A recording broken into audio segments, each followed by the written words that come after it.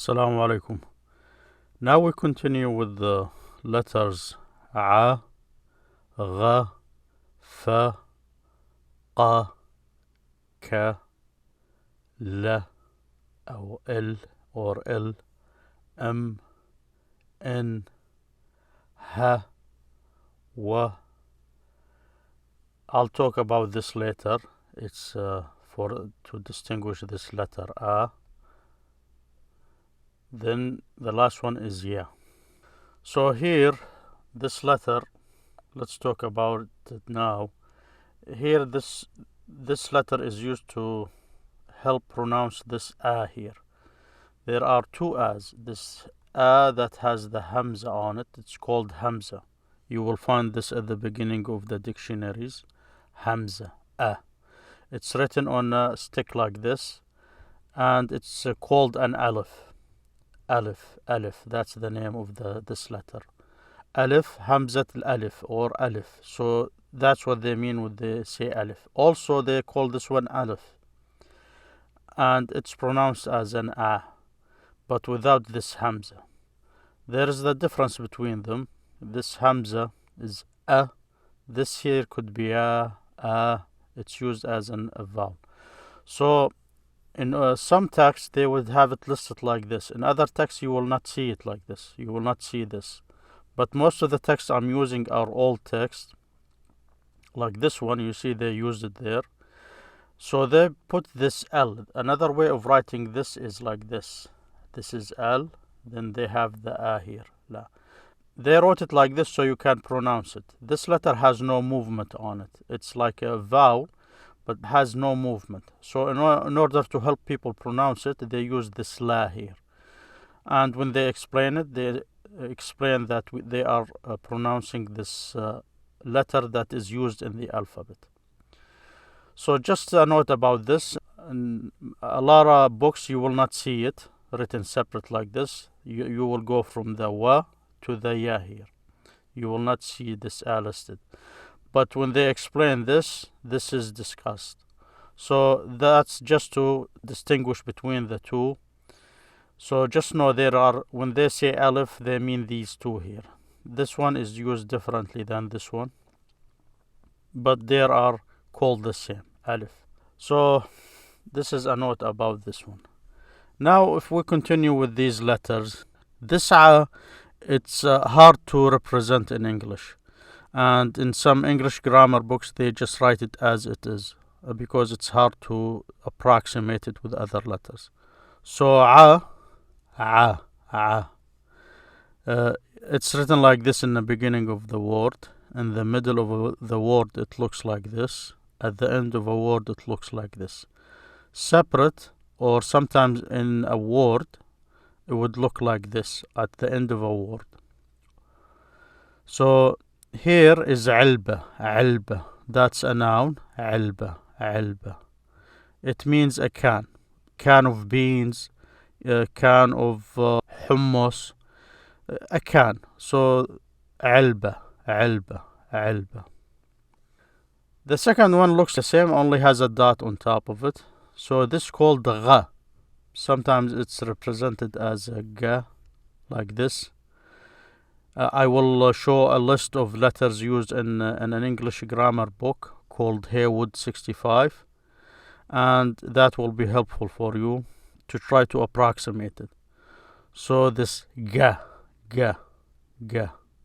That's how they write it, but it's pronounced as G. So they approximate it with these letters. G. That's how it looks in the beginning. G. In the middle. G at the end, and again separately sometimes it will exist in a word at the end of a word like this. So gas. Gas. So the word for gas in English is gas in Arabic. Gas.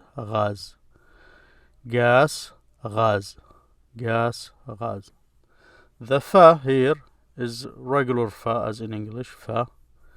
So that's, you see this dot on top of it, one dot, fa.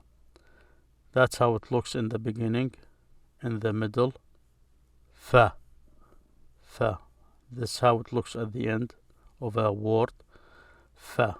Fa. Sometimes you will see it in a word like this at the end of a word. Fa. Fill, fill. Fill, fill. Fill, fill. Fill, fill. It's pepper. Just the regular pepper you used with food. Fill, fill. Fill, fill. Qa. Notice slightly different shape with 2 dots on top of it.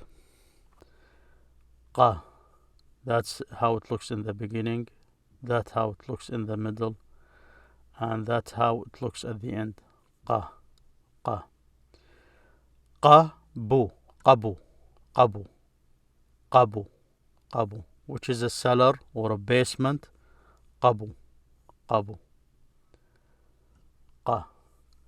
This kaf here, this called, the name of it is kaf, but you pronounce it as ka. Ka.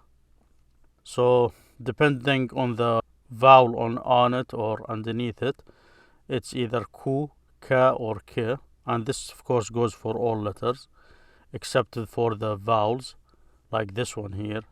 This does not take any movement, but this one takes movements. This hamza, you can say a, u, e, but this one does not take any movement, this a here. So this ka, that's how it looks in the beginning. Ka. In the middle looks like this. Ka. At the end it looks like this. Ka. Kurkum. Kurkum. The word for turmeric, the yellow spice. So if you would check the information about turmeric, they would use the name kurkumun in English. So it's in Arabic, it's kurkum. That's how they call it. Kurkum, which is turmeric in English. Turmeric. Here is this is the L. That's how it looks at the beginning of a word. In the middle, that's how it looks. You notice here in the middle it will continue like this here. This a here, nothing attaches to it after it. So that's the difference. If you see this stick here, that's how you distinguish it from this one. If this one is in the middle of the word, it will always have this. It will continue from there. But if it doesn't have anything, it's this a here. That's how it looks. So that's how it looks at the end of a word. Here is the word lows, or laws. In everyday language you can hear it laws. So it means almonds. So L-O-Z, laws. L. This is the letter M. So you can write this in English L. This here is M. This here is N. This here is F. This here you just have to approximate it. You will check that in a list later. This here is approximation to K. This here is for the H. And this here is, this is the name of it. Wow, that's the name of it, but the way you pronounce it is wa. So let's go back to this one, M. This is M.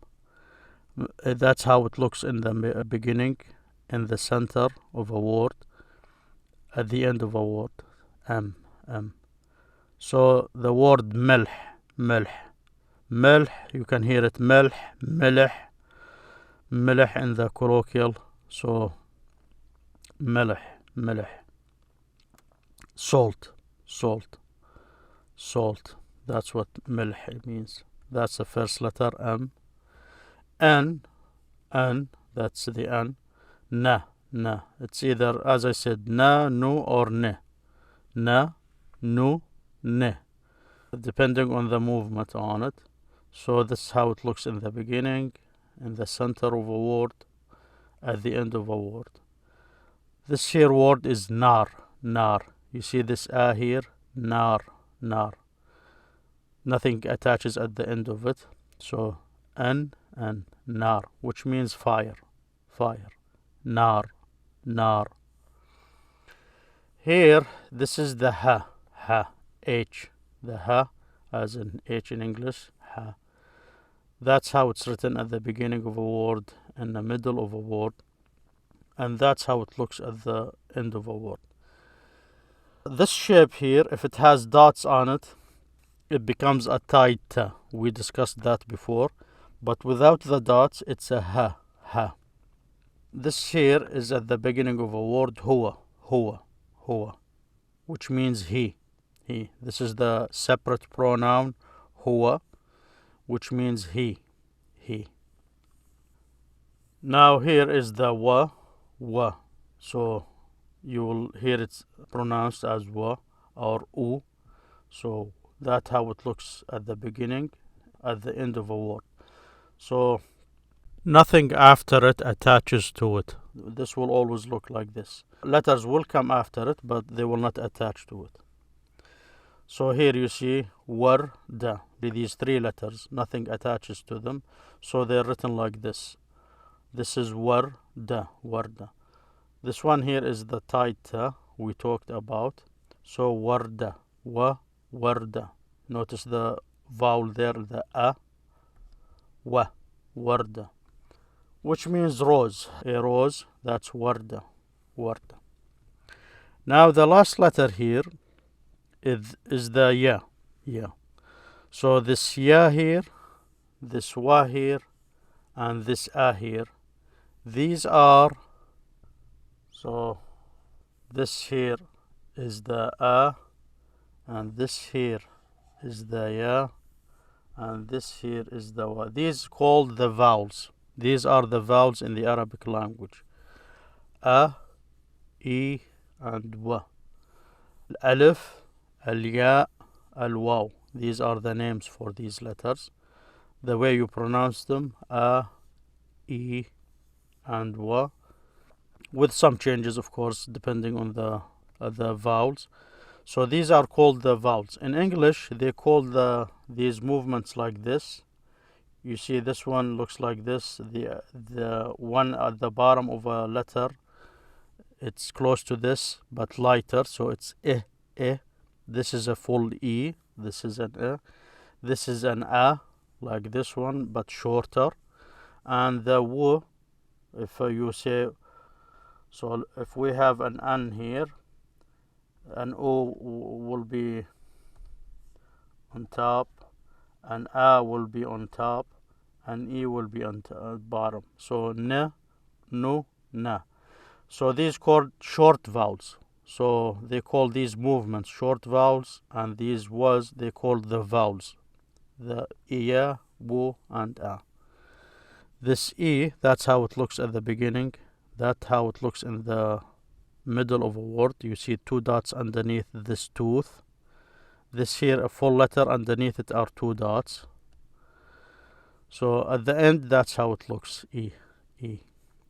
So this word here is yad. You see, if you have a vowel there, a short vowel, yad, which means hand. Yad, hand. This is for this ya here. Now here, I listed this letter a. You see this letter, this a here? So this a here is written like this in some words, and in some words you will see it written like this without these dots here underneath it. And there is a reason for that. You don't have to remember it now, but just know that there is a reason for this, that why they write it like this. Because some words in Arabic, like verbs, when you change them from past to present tense, and if these verbs have vowels in them, has one of these letters, the e, the w, and the a, if this e is changed to an a, and that's what happens when you go from past to present or the opposite way, sometimes this will become an a, like this. So in order to give you a hint that it's in the present, let's say we're talking about the present tense. In the present tense, it looks like it's an e. When it changes to an a in the past tense, they write it like this. So if you see a past tense verb with this at the end of it, you'll know the present tense will have an e there. and that's why they write this like this shape. We'll cover this later. So this is just a quick note about why you will see these shapes, because you will be looking at text and you will be wondering why is this written like this. And in some books, depending on the countries, sometimes they write this E without these dots. So just be aware of that. So if you're trying to read a text, just because you can't see these dots, sometimes they don't write it, depending on different countries. So just be aware of that. So I think this is enough about these alphabets. This is the last video about the letters. I will continue now with the table of letters from a book called Haywood 65. You can check this table in a book called Haywood 65.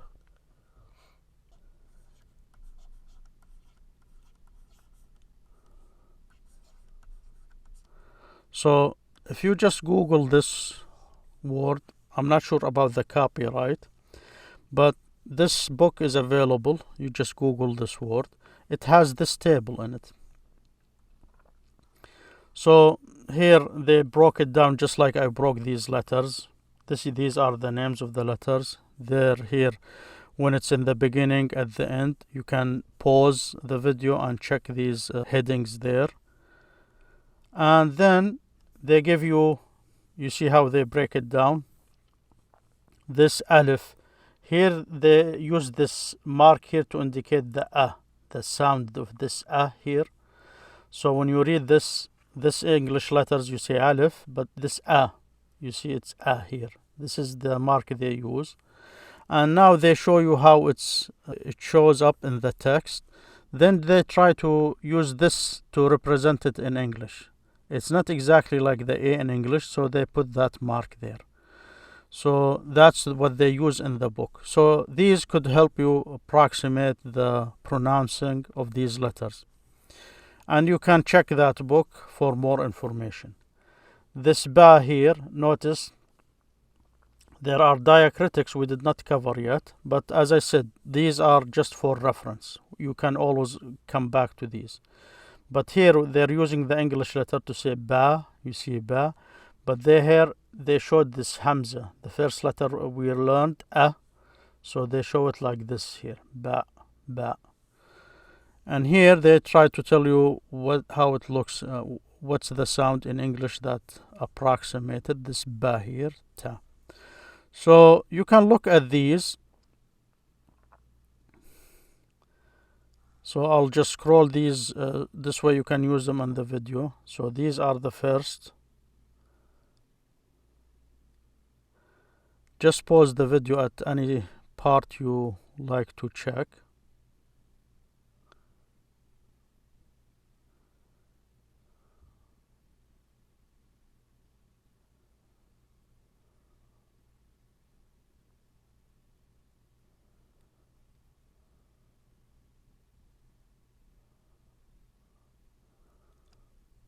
Now the rest are in here. So these here, the rest of the letters.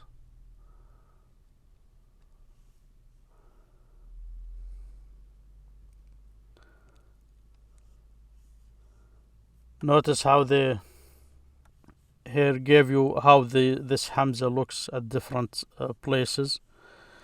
So it's very useful chart to have. I have the letters here in that elementary school book, but I also for quick reference. So you can use either of these charts and the explanation of these letters with the sounds to try and learn these letters. So here you can just see those letters there for quick reference. As I said, these are just approximations. So here this tha here as in third, it's not like the is different letter here, like the here in English. This here is like the third, the in third, but this is just for reference. This I use in the Haywood book. They use this za with a dot underneath it because Most of Arabic learners, they go with the z. They approximate it with the z, z. But it's a the. The ta, I use this here with that vowel, the tan.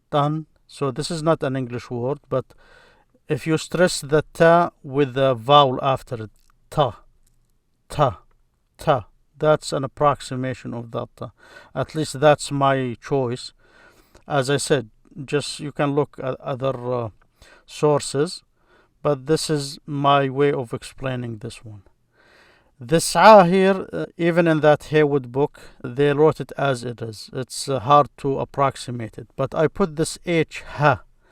These letters, this ga, here, they're called throat letters. With these here, these are called throat letters. The ha, ga, ha, this ha, and this kha.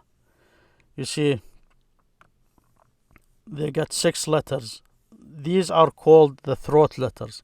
So when you try to practice these, just think of the throat. That's why they wrote this gha as like this.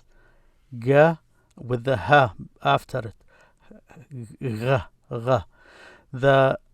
I try to approximate this a with the ha, as an.